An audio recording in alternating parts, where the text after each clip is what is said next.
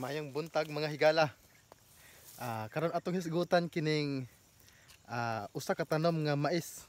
Kay bao ba ka mga higala nga kining mais usa kini sa sikreto sa mga Kabisayan, sikreto sa Kabisayan ug Mindanao nganong ang mga tao dire mga kusgan tungod kay ang ilang konsumo kalabanan kay mais.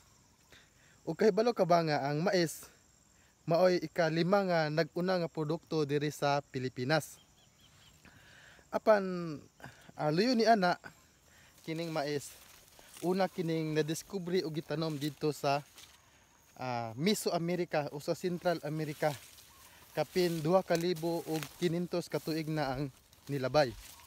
Ug gituuhan nga una nga nagtanom niini ang karaang syudad sa mga Maya, Aztec, Inca ug mga Olmec nga karon anaa sa Mexico sa bag-o nga panahon. Ang pangutana, kanus aman unang niabot ang similya sa mais dinhi sa Pilipinas?